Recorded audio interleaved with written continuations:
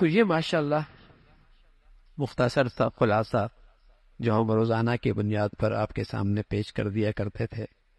قرآن میں تو بہت کچھ ہے بھائی، لیکن ایک بات عرض کر دیتا ہوں، جس بات پہ قرآن نے سب سے زیادہ زور دیا، جو سبق سب سے زیادہ پڑھایا قرآن، اور جس پر قرآن نے سب سے زیادہ زور دیا، اور جو سبق بار بار دہرایا اور بار بار ہمیں سبق دیا، وہ سبق کیا ہے؟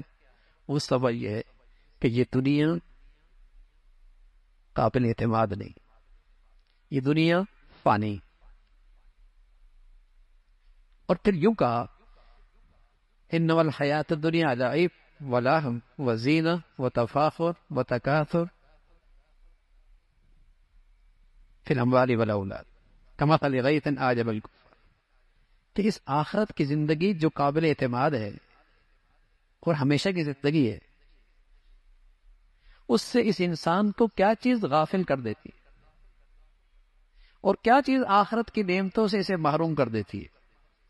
فرمایا اس کی زندگی میں مختلف ادوار آتے ہیں، اور مختلف ادوار میں اس کی مختلف مصروفیت ہوتی ہے اور اس کی ترجیحات ہوتی ہے۔ کبھی تو اس کو مشغول کر دیتا ہے کھیل کود، لہو لعب، کبھی وزینہ، بناؤ سنگھار، سب سے اچھا لگے، سب سے خوبصورت لگو، کپڑا، لباس، لباس کپڑا، جسم لعب ولہو وزینۃ وتفاخر۔ تیسری چیز وتفاخر بینکم، اپنے ہم عمر لوگوں میں، ہم جیسے لوگوں میں نمایاں ہونا چاہتا، بڑائی چاہتا ہے، اپنے ہم جیسے لوگوں میں نمایاں ہونا چاہتا، اپنی شان سے، اپنے وسائل سے، اپنی دنیا سے نمایاں ہونا چاہتا، اسی پہ ریس لگی ہوتی ہے۔ پھر ایک دور آتا ہے وَتَكَاثُرٌ فِي الْأَمْوَالِ وَالْأَوْلَادِ، اب یہ دور جب ایسا آتا ہے کہ کھیل کود بھی بیکار لگتا، بناؤ سنگھار بھی بیکار لگتا، ہاں، دوستوں سے اچھا لگنا یہ بھی بیکار لگتا۔ اب ساری فکر کس، مال کیسے اکٹھا ہو، دولت کیسے اکٹھی، اور میرا بیٹا سب سے زیادہ نمایاں کیسے ہو، میری اولاد سب سے زیادہ نمایاں کیسے لگے، یہ چیزیں ہوتی۔ ہر اگلے دور میں جانے کے بعد پچھلا دور کیا کہتا ہے، یار یہ بھی کوئی شغل تھا، یہ بھی کوئی ترجیح تھی۔ یعنی جب بچہ بڑا ہو جائے اس کو کھلونے دے دو، ناراض ہو جائے گا، ارے بھی اب میں کیا کروں گا کھلونے، حالانکہ ایک وقت کھلونے اس کی جان تھی۔ کوئی کھلونا چھین لے تو ایسا ہے جیسے کسی نے اس کا مال چھین لیا، جیسے کسی نے اسے کوٹھی چھین لی، جیسے کسی نے اس کا بنگلہ چھین لیا، اس لیے کہ اس وقت اس کی ساری کائنات ہی کھلونے تھے۔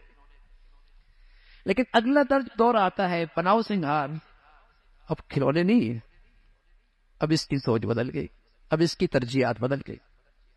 لیکن جب اگلا دور آتا ہے تو بچوں سے کیا کہتا ہے، تم ہر وقت بناؤ سنگھار بھی لگے رہو گے، اب وہ چیز بیکار لگتی ہے۔ پھر جب اگلا دور آتا ہے مال مال بات، اور اپنے بچوں کو سب سے زیادہ نمایاں، تو پیچھے والی چیزیں بیکار لگتی، پیچھے والی چیزیں بیکار لگتی۔ اللہ کریم کہتے ہیں اس کے بعد ایک دور اور بھی ہے، تم وہ بھولے ہوئے ہو، وہ دور اور بھی ہے، اور وہ جنت ہے یا جہنم ہے، ایک دور اور بھی ہے۔ پھر تمہیں افسوس ہوگا کہ یہ چوتھی چیز بھی غلط تھی ہے، مال مال مال۔ یہی چار چیزیں آج انسانوں کو اپنے اندر مشغول رکھتی ہیں، اسی پہ ساری زندگی گزر رہی ہوتی ہے، کوئی اور چیز بھی ہے، ساری زندگی اسی کی گرد گھومتی ہے۔ حالانکہ مرنے کے بعد ایک اور زندگی شروع ہوتی ہے، اور پھر وہ زندگی ہمیشہ کی ہوتی ہے۔ تو اللہ میاں کہتے ہیں سابقوا الی مغفرۃ من ربکم وجنۃ عرضها کعرض السماء، یہ ہے میدان، تم ایک دوسرے سے واقعی آگے نکلو، ایک دوسرے سے آگے بڑھو، کیا اللہ کی بخشش کے طلب کرنے میں، اللہ کی جنت طلب کرنے، اس میں ایک دوسرے سے آگے بڑھو، یہ عقل مندی، یہ دور اندیشی ہے۔ ورنہ میرے عزیزو یہی چار چیزیں ہمیں غفلت میں ڈالے رکھی۔ قرآن میں سب سے زیادہ یہی سبق سنایا گیا، پڑھایا گیا، اس لیے کہ یہی چیزیں آدمی کو اچھے مسلمان بننے سے، اچھا ایمان والے بننے سے، آخرت کی زندگی سے، آخرت کی نعمتوں سے، یہی چیزیں آدمی کو محروم کر دیتے اور ساری زندگی اسی میں گزر جاتی، آخرت کو نہیں سوچتے۔ تو یہ قرآن کا ایک بڑا سبق ہے، ایک بڑا سبق ہے۔ اللہ کرے میرے عزیزو یہ سبق ہماری زندگیوں میں آ جائے، یہ سبق ہمارے کہ مال بھی کمائے، اچھا بھی کھائیں، اچھا بھی پہنے، ایکسرسائز بھی کریں، سب کچھ کرو، لیکن آخرت میرے سامنے، میری زندگی کا مقصد آخرت سنوارنا، میری زندگی کا مقصد آخرت سنوارنا۔ یہ عقل مندی ہے، یہ دور اندیشی۔ اللہ کرے یہ آج ہمارے اندر آ جائے، کیونکہ جب تک یہ نہیں آتی نا میرے عزیزو، مسلمان توبہ نہیں کرتا۔ جب تک یہ نہیں آتی مسلمان توبہ نہیں کرتا، مسلمان اپنے گناہوں سے توبہ نہیں کرتا۔ جب تک یہ بات اندر نہ آئے کہ زندگی تو وہ ہے، بہت سارے گناہ اس کی زندگی کا حصہ اس لیے ہے کہ دنیا کیا کہے گی، دنیا میں یہ نقصان ہو جائے گا، دنیا میں یہ ہو جائے گا، دنیا میں، یعنی دنیا کی چیزیں ہی اس کے لیے رکاوٹ بنتی ہے نا گناہ چھوڑنے میں، اور کیا چیز ہوتی ہے۔ اور اگر یہ فکر نصیب ہو جائے، یہ ایمان نصیب ہو جائے، یہ سوچ نصیب ہو جائے کہ زندگی تو وہ ہے، تو یقین جانے زندگی بدلنا آسان، اور اللہ اس رات میں ایسا کر سکتے، اللہ تعالیٰ اس رات میں ایسا کر سکتے ہیں کہ اگر میں اس رات میں اپنے اللہ سے سچی صلح کر لوں اور اللہ کو منا لوں اور طے کر لوں کہ اے اللہ اب میں تجھے دیکھ کر، آخرت دیکھ کر زندگی گزاروں گا، تو یقین جانے آپ کی وہ زندگی جو رمضان سے پہلے تھی اور رمضان کے بعد آنے والی زندگی میں فرق آ سکتا، دونوں کی زندگیوں کا چینج ہو سکتا ہے۔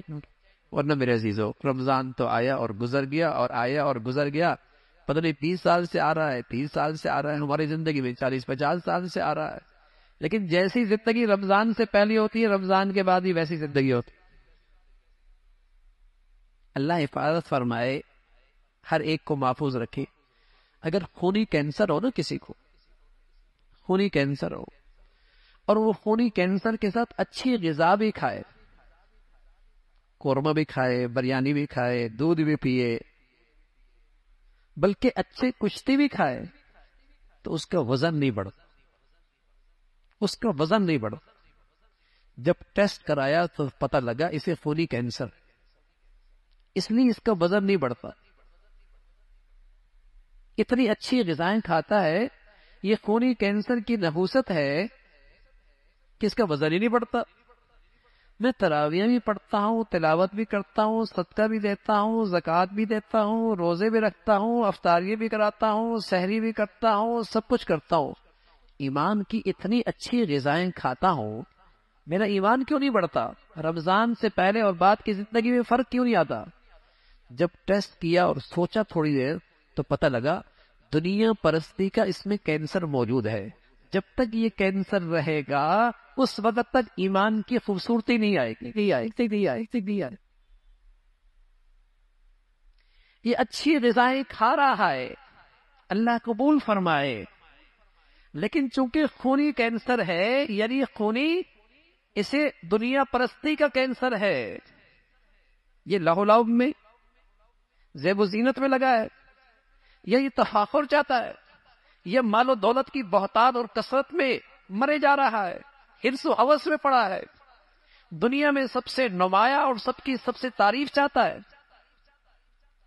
یہ جو دنیا پرستی کا کینسر لگا ہوا ہے نا، اس کی نحوست یہ ہے کہ اس بیچارے کو اتنے رمضان ملے لیکن رمضان سے پہلے اور بعد کی زندگی میں فرق نہیں آیا۔ میرے عزیزو، کسی خوش نصیب آدمی کو اللہ صحت دے دے اور خونی کینسر کا علاج ہو جائے، بیماری ختم ہو جائے، اب وہ روٹی پیاز سے بھی کھائے گا تو وزن بڑھ جائے گا، چٹنی سے بھی کھائے گا تو وزن بڑھ جائے گا، روکھی سوکھی بھی کھائے گا تو وزن بڑھ جائے گا۔ ارے میرے عزیزو، دنیا پرستی کا یہ روگ اور یہ بیماری اور یہ مہلک اور یہ مرض میرے اندر سے نکل جائے گا، میں زیادہ نفلی عبادت نہ بھی کر سکا، صرف فرائض اور واجبات اور حرام سے بچ گیا، میرے عزیزو ایمان کی بلندی ہوگی، بلندی، ایمان کی بلندی ہوگی، بلندی۔ اور اللہ کے نبی فرمایا کرتے تھے جب ایمان کی خوبصورتی اور بلندی ہوتی ہے تو پھر اسے نیکی کی زندگی سے خوشی آتی ہے اور گناہوں کی زندگی سے اسے خوف آتا ہے۔ فرمایا یہ ایمان کی بلندی ہے، پھر اسے نیکی کی زندگی سے یہ مانوس ہوتا ہے، خوشی ہوتی ہے، گناہوں کی زندگی سے اسے گھن آتی ہے، گناہوں کی زندگی سے اسے خوف آتا ہے۔ لیکن ایسا ایمان نصیب ہو جائے جب تک اس دنیا پرستی سے توبہ نہ ہو۔ اللہ کے نبی نے فرمایا دنیا اللہ سے مانگو، ربنا آتنا فی الدنیا حسنہ، اللہ دنیا بھی عطا فرما، اللہ سے مانگو دنیا، لیکن یہ دنیا میری آخرت سنوارنے کا ذریعہ بنے، یہ تب حسنہ ہے، ورنہ عذاب ہے، ورنہ مصیبت۔ وہ دنیا کہاں اللہ کی رحمت ہو سکتی ہے جس سے صرف ایک صبح شام سنورے؟ یہ دنیا آخرت کے مقابلے میں ایک صبح شام ہے۔ یہ دنیا کہاں رحمت ہو سکتی ہے کہ صرف صبح شام بنے اور کھربوں سال کی زندگی اجڑ جائے، اجڑ جائے۔ تو یہ دنیا پرستی کا جو کینسر ہے نا، جس کی نحوست ہے میرے عزیزو، رمضان آتا ہے چلا جاتا ہے، آتا ہے چلا جاتا ہے، نہ میری زندگیوں میں نمازیں ٹھیک ہوتی ہیں، نہ میری زندگی کے اخلاقیات ٹھیک ہوتے ہیں، نہ میرے معاملات ٹھیک ہوتے ہیں، نہ میری معاشرت شادی غمی خوشیاں دین کے مطابق ہوتی ہیں، نہ ہماری بیٹیوں کے چہرے پہ حیا کی چادر آتی ہے، نہ ہمارے گھروں میں لقمہ حلال کی فکر ہوتی ہے، نہ ہماری زندگی میں امانت اور دیانت اور سچائی آتی ہے۔ رمضان آتا ہے چلا جاتا ہے، مسجدیں پھر خالی ہو جاتی، مصلے مسلمانوں کے گھروں کے مصلے پھر خالی ہو جاتے۔ اتنا رحمت کا مہینہ آیا جہاں رحمت بہانے ڈھونڈتی ہے نوازنے کے لیے۔ اللہ کے نبی فرمایا کرتے تھے، اللہ ہم سب کو اپنی نبی کی بد دعا سے محفوظ فرمائے، فرمایا رمضان جیسا رحمت کا، بخشش کا، نوازشات کا مہینہ ملے اور پھر اس کی بخشش نہ ہو، فرمایا یہ کوئی ازلی بدبختی ہو سکتی، کوئی ازلی بد نصیبی ہو سکتا ہے۔ تو میرے عزیزو، جہاں اللہ نے ہمیں رمضان میں اس عبادات کی توفیق نصیب فرمائی ہے، نیکیوں کی توفیق عطا فرمائی ہے، وہاں اپنے دل کی کیفیت بدلیں، آخرت کو اپنا مقصود بنائیں، آخرت کو اپنی زندگی کی ترجیح بنائیں، اپنی اولاد کی زندگی کا مقصد آخرت بنائیں، اپنے بچوں کی تربیت تعلیم میں آخرت کو سامنے رکھیں، اپنے کاروبار میں لین دین میں آخرت کو سامنے رکھیں۔ اللہ کے نبی صلی اللہ علیہ وسلم کی خدمت میں ایک شخص آیا کہ چند نوجوان آئے، کہنے لگے یا رسول اللہ من ایکس الناس واحزم الناس، کون لوگ عقل مند ہیں، دور اندیش ہیں، سمجھدار ہیں، کون لوگ ہیں؟ آپ علیہ الصلوۃ والسلام فرمانے لگے عقل مند لوگ دیکھنے ہیں، سمجھدار لوگ دیکھنے ہیں، روشن خیال دور اندیش لوگ دیکھنے ہیں، تو پھر وہ لوگ ہیں اکثرہم ذکرا للموت، اکثرہم استعدادا للموت، ذہبوا بشرف الدنیا وکرامۃ الآخرہ، جو دنیا میں رہتے ہیں لیکن اپنی آخرت کو سامنے رکھتے اور دنیا کی نعمتوں سے اپنے آخرت کی زندگی کی تعمیر کرتے ہیں، اسے خوبصورت بناتے ہیں، اس کی برکت سے دنیا ویسی خوبصورت ہو جائے گی۔ قسم خدا کی جس کی آخرت بنتی ہے نا، دنیا اس کی کیسی خوبصورت ہوتی ہے؟ تین چیزیں ملتی ہیں اس دنیا میں۔ جس کی آخرت بن رہی ہوتی ہے اس کی دنیا خوبصورت کیسی ہوتی ہے؟ اس دنیا میں اسے تین چیزیں ملتی ہے۔ ایک، اسے اللہ دل کا سکون نصیب فرماتا ہے، ایک تو یہ اسے دل کا سکون ملتا ہے۔ دوسری چیز، اللہ رب العزت اس کے دل کی بھوک مٹا دیتے، اسے غنی بنا دیتے، غنی بنا دیتے، اندر کی بھوک مٹ جاتی۔ تیسری چیز اللہ کیا دیتے ہیں؟ تیسری چیز اللہ دیتے اسے محبتوں کی زندگی نصیب، اسے عزتوں کی زندگی نصیب فرماتے، محبتوں کی زندگی نصیب فرماتے۔ جس کی آخرت بن رہی ہے اسے دنیا میں یہ تین انعام ملتے ہیں، اور جس کی آخرت خراب ہو رہی ہے وہ ان تینوں نعمتوں سے دنیا میں محروم ہوتا، وہ ان تینوں نعمتوں سے دنیا میں محروم ہوتا۔ تو بھائی دنیا تو ویسی ہی بن جائے گی اگر میری آخرت بننے لگ جائے، اگر میری آخرت بننے لگ جائے۔ اس لیے اپنی زندگی میں آخرت کو سامنے رکھو. ہم بہت سارے گناہوں سے توبہ کرتے ہیں، لیکن یہ بڑا گناہ ہے کہ دنیا میری زندگی کا مقصد بنا ہوا. دنیا میری زندگی کا مقصد ہے. دنیا کے خاطر اللہ کو ناراض کرتا ہوں، دنیا کی خاطر اپنے رسول کو ناراض کرتا ہوں، دنیا کی خاطر اپنا اسلام کا حکم چھوڑتا ہوں، دنیا کی خاطر اپنی آخرت خراب کرتا ہوں. ارے بھائی، اللہ اور اللہ کے رسول اور آخرت کی دنیا چھوڑ دینی چاہیے تھی. جہاں غلط ہے، جہاں حرام ہے، جہاں ناجائز ہے، عقل مندی تو یہ تھی.